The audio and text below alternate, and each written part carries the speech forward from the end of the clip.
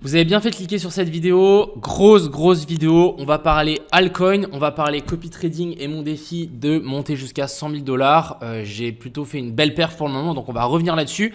Et je vais ouvrir du coup un copy trading. Si jamais ça vous intéresse de suivre le défi, vous pourrez simplement le faire. Ensuite, on ira faire un tour sur BitGet qui ont sorti une nouvelle feature par rapport à la DeFi et ça va donner accès à encore plus de monde d'acheter des coins qui ne sont pas forcément listés sur les exchanges. Et ça, c'est plutôt bon signe pour notre petit IMO. Et on va finir par, bien évidemment, analyser le marché. On va parler du Bitcoin, de l'Ethereum et des altcoins que vous m'avez demandé dans ma dernière vidéo. Donc, je les ai tous prises et on va analyser ça ensemble. J'espère que cette vidéo vous plaira. N'hésitez pas à lâcher un petit pouce en l'air et à vous abonner si ce n'est pas le cas. Et je rappelle que tous les liens seront dans la description. On est parti.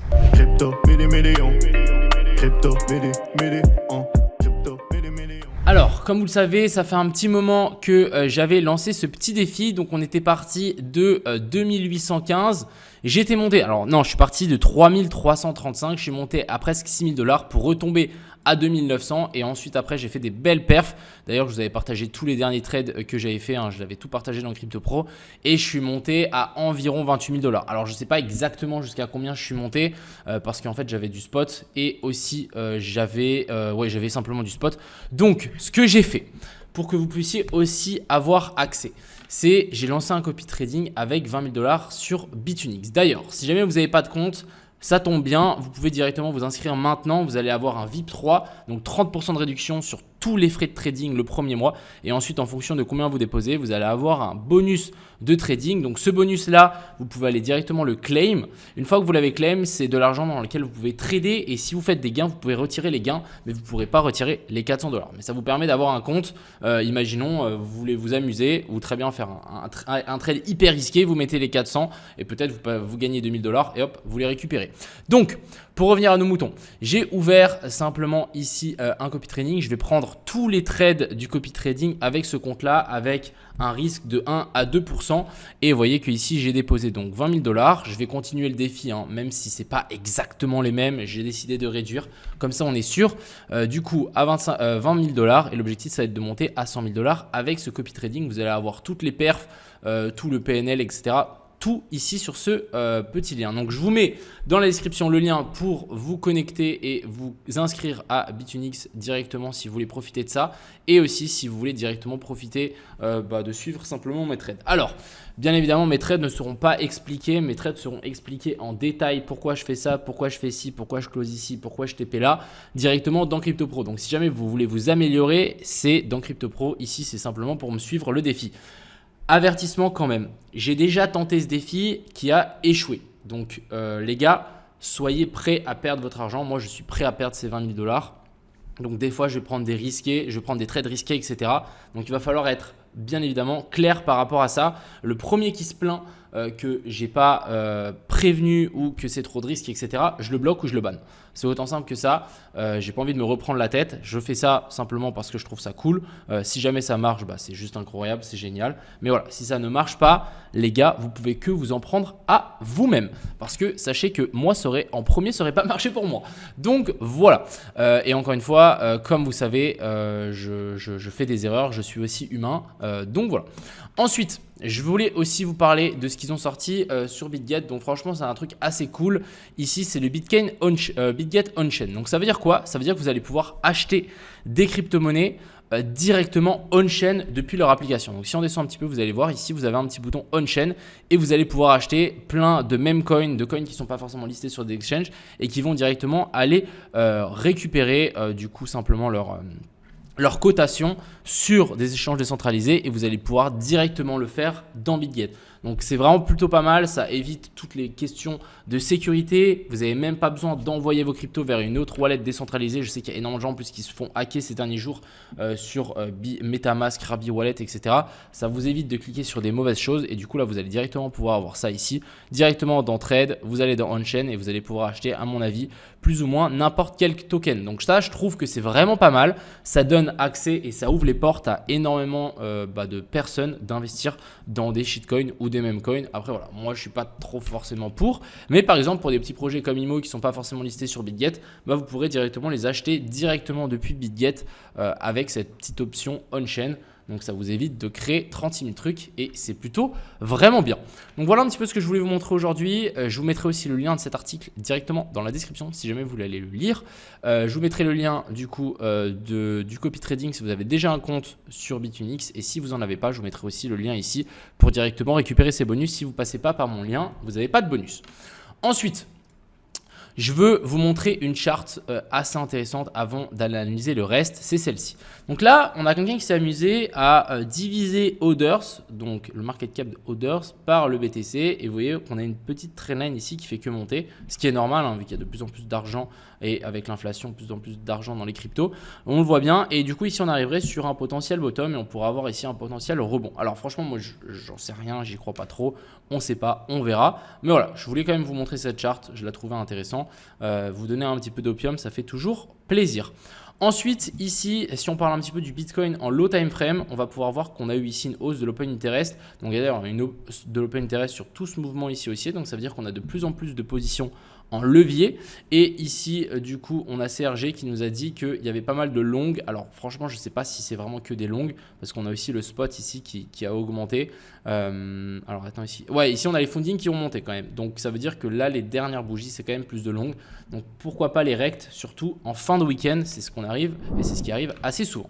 Alors, on va directement parler ici du BTC. Donc, le BTC, on est revenu chercher donc ce sommet-là. Hein, c'est ce que j'avais indiqué dans mon dernier tweet, et pour moi on est toujours dans cette zone clé. Donc voilà, j'avais fait ici le dessin en rouge, qu'on vienne récupérer ça et ensuite qu'on réintègre. Donc pour le moment on est en train de réintégrer. Maintenant à voir, est-ce que cette zone là va tenir et on va se faire rejeter directement ici vers le bas? Je rappelle qu'on a toujours cette zone de fair value gap et equal low qui est toujours intacte. Donc ça pourrait nous donner une très très belle zone de continuation de tendance vers le bas, surtout que le dernier cos qui est ici, donc continuation de la tendance baissière. On remonte, on vient chercher la zone ETE et ensuite on se fait rejeter, on vient chercher un nouveau plus bas. Ça a fonctionné par le passé, donc voilà, pourquoi ça ne fonctionnerait pas. Je tenais quand même à vous montrer aussi une dernière chose que je n'en ai pas parlé dans ma dernière vidéo, mais qui peut être assez intéressant, c'est que le dernier cos qu'il y avait ici n'avait pas été validé parce qu'on n'a pas fait de clôture sous ce dernier plus bas, donc sous cette mèche là. Qu'est-ce qui s'est passé cette fois-ci? On a fait une clôture. Donc ça voudrait dire que, ok, on a eu un cos ici, mais on a eu aussi un cos ici, donc pour moi il y a deux zones OTE à venir chercher et à dessiner. On a cette première là dans laquelle on est actuellement et on a cette deuxième zone OTE qui est tirée avec un Fibo depuis ce sommet à ce plus bas. Et du coup, ça nous reviendrait à cette fameuse zone ici OTE. Et du coup, il y a un monde où on peut aussi faire une inversion structure dans cette zone-là et récupérer l'équal high qu'on a laissé là. Donc pour moi, clairement, on a pas mal de zones de retournement. On a cette première zone-là, cette deuxième zone-là et bien évidemment cette troisième zone-là. Donc encore une fois, il faut attendre des inversions structure pour tenter quoi que ce soit. Alors moi, j'ai tenté un petit short ici sur ce BTC parce que je me suis dit, allez, on a une inversion structure ici en 15 minutes. Bim, bim. Là, on revient faire un cos. On a quand même une zone de fair value gap, donc on peut toujours venir récupérer cette zone-là. Mais je m'attends quand même à ici une petite chute. On verra un petit peu ce que ça donne. Mais encore une fois, ça reste assez délicat. Du côté de l'Ethereum, franchement, j'ai pas grand chose à dire. Il n'a pas trop changé depuis hier. On est toujours dans cette grosse zone de FVG en daily. Tant qu'on n'arrive pas à la casser vers le haut, franchement, pas grand chose à dire. Pour moi, les zones intéressantes sont au-dessus. Ici, elles commencent vers la zone des 1850. En dessous, ici, vers la zone des 1280. Donc voilà, tant qu'on n'a pas une ou des deux qui a été touchée, franchement, pas grand chose à noter. Alors maintenant, on va analyser toutes ces alts que vous m'avez demandé. Donc on a aussi le Tao, le SUI. On ira faire un tour sur le FET aussi, je le trouve assez intéressant. On va déjà commencer par le FET. Alors le FET, j'ai pas pris ce short, je vais le supprimer. En gros, je vous explique un petit peu le setup. Là, on est dans une tendance baissière. On est venu faire un énorme cos. En dessous, ici, on a une prise de liquidité et des zones de fair value gap qui sont intactes. Donc voilà, on a front run cette zone-là. Donc je me dis qu'on peut toujours y revenir. La tendance reste baissière. Ici, le cos est intact. Donc on est revenu chercher cette zone OTE. On est revenu chercher la FVG en daily, donc la dernière extrême. On est dans la fair value gap inversée aussi. Donc on est quand même dans une grosse zone de rejet. Maintenant, je me dis si on a quand même un bottom, si on a un top qui commence à se former sur ces niveaux-là, ça peut être super intéressant. Alors pour le moment, je pense que le top n'est toujours pas formé. Vraiment, on est, je pense, en train de faire une espèce de zone de compression ici. On peut s'attendre pourquoi pas à un sweep donc juste après la bougie en daily. Donc en vrai, en général, ce qu'on aime bien faire, pour vous expliquer un petit peu, c'est que là, dans 10 heures et 45 minutes, on va avoir la clôture de la bougie en daily qui va se former ici. Du coup, on va créer une nouvelle bougie ici. Et du coup, on n'est pas à l'abri à faire un pump pour sweep ce high et ensuite rechuter. Donc là, ça pourrait être, je pense, assez intéressant si jamais on va dormir ou quoi, de placer un ordre de vente au-dessus de ce sommet-là et de se dire, ok, on pense et je parie que, donc je parie avec moi-même, hein, vu que je vais prendre un trade, qu'on va venir sweep ce high et qu'ensuite ici on va s'effondrer. Et ça pourrait être assez intéressant et potentiellement target tous les lots qu'on a laissés là, voire même un nouveau plus bas. Donc voilà, ça peut être assez intéressant. Ensuite, on a le Tao. Alors, le Tao, j'en ai parlé à midi d'ailleurs avec un autre trader.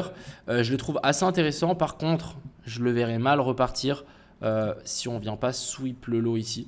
De nouveau, si on regarde vraiment vite fait la pattern, on est clairement en train de faire un cos.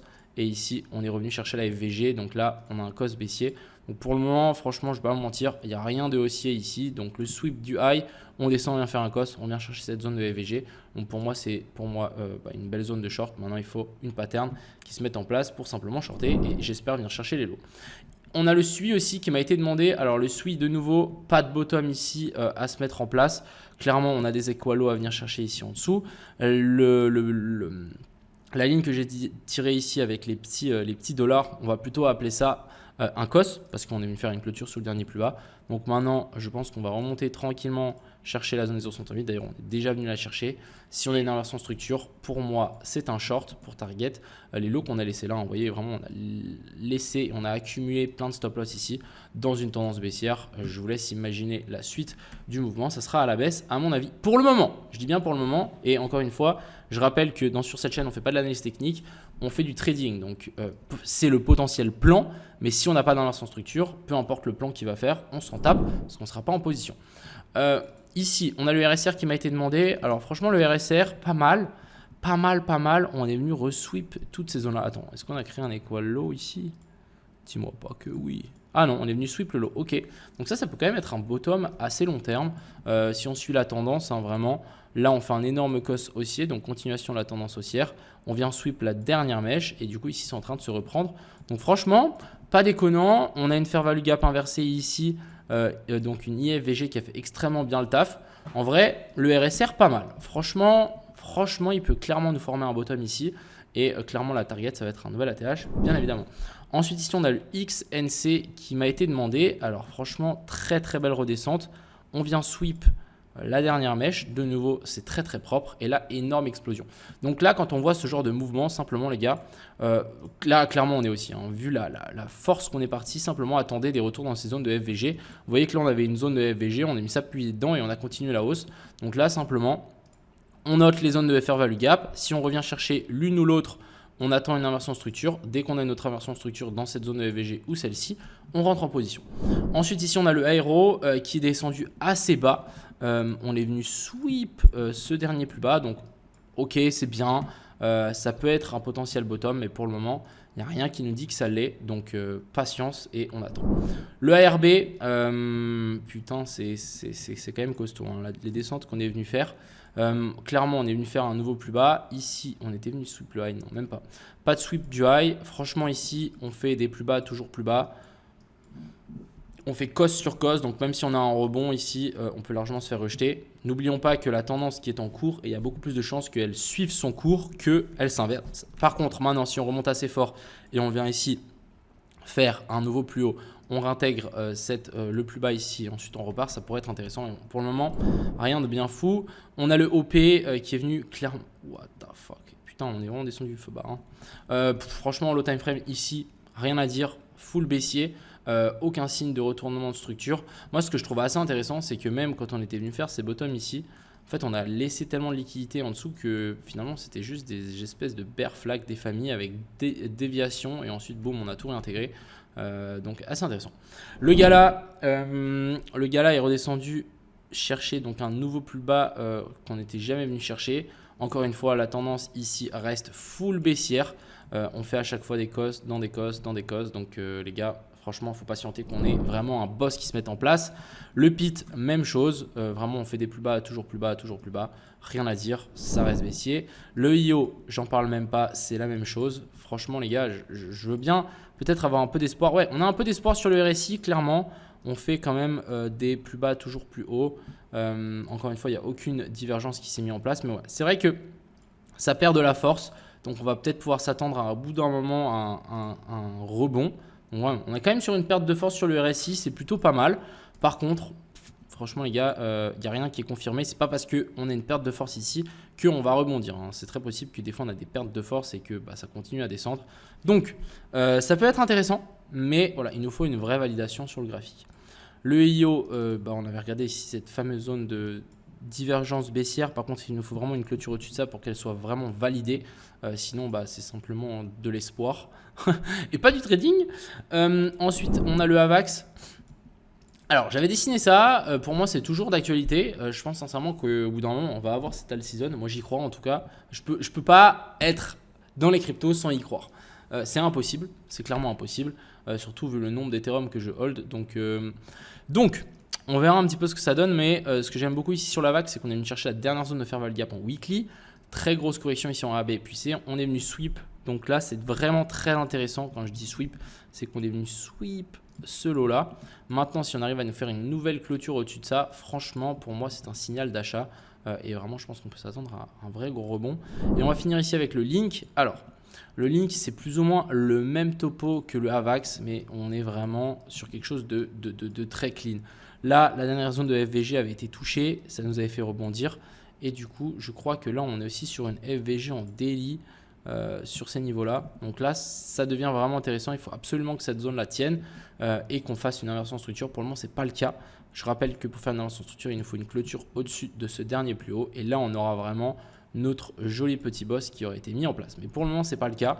Mais on est clairement dans une très très belle zone d'accumulation. Hein. Il ne faut pas l'oublier que toute cette zone ici, c'est une zone pivot. À chaque fois qu'on est revenu s'appuyer dessus, ça a tenu ici, ici et ici. Et là, on est venu faire résistance 36 fois. Donc, au bout d'un moment, ça va tenir. Voilà un petit peu ce que je voulais vous montrer aujourd'hui dans cette vidéo. On va peut-être finir avec un whiff. Peut-être, pourquoi pas, prendre un short aussi ici dessus. Alors, on va, je pense, checker quand même le RSI qui, à mon avis, doit diverger. Ouais, on est en train de faire aussi un petit peu des divergences. Même pas. Si on allait me faire un nouveau plus bas. Mais voilà, vraiment là, les gars, je vous dis, on est vraiment dans une belle tendance baissière. On fait des sommets toujours plus bas et des plus bas, toujours plus bas. On vient chercher la FVG, pourquoi pas se faire rejeter et continuer à descendre. Vous allez me dire, ouais, mais on est descendu tellement bas qu'on ne peut pas descendre plus bas. Si, les gars, dans les cryptos, je vous rappelle qu'on peut encore prendre un moins 80% après un moins 80%. C'est quelque chose qui est possible. Et voilà. Donc là, clairement, la tendance reste full baissière et du coup, il y a plus de chances. Alors après, la différence, c'est quand même qu'ici, on est monté en escalier. Là, on est monté quand même assez fort. Donc, on verra. On verra. Encore une fois, il faut bien attendre des inversions structure. Il faut bien attendre des patterns. On ne short pas bêtement ici. Simplement, on attend qu'on ait quelque chose de clean. Et dès qu'on a quelque chose de clean, on pourra rentrer en position. Mais sinon, on n'y touche pas. Voilà un petit peu ce que je voulais vous montrer aujourd'hui. Clairement, on peut s'attendre à ce que le BTC chute. Ça ne m'étonnerait pas. N'oubliez pas que si jamais vous voulez participer à mon petit concours, n'hésitez pas à rejoindre ici le copy trading si jamais ça vous intéresse. Ça permet de prendre des trades même si vous faites autre chose. Et du coup, vous allez directement copier par rapport à ça. Par contre, vous n'allez rien apprendre. Et je rappelle qu'un truc, il n'y a rien de mieux que d'apprendre à faire du trading, que de suivre quelqu'un. Et bien évidemment, si jamais vous voulez avoir tous les bonus ici, et je vous mets aussi le lien du coup de BitGet On-Chain directement dans la description. J'espère que cette vidéo vous a plu. Je vous souhaite à tous une agréable fin de week-end. C'était Crypto Mignon. Ciao.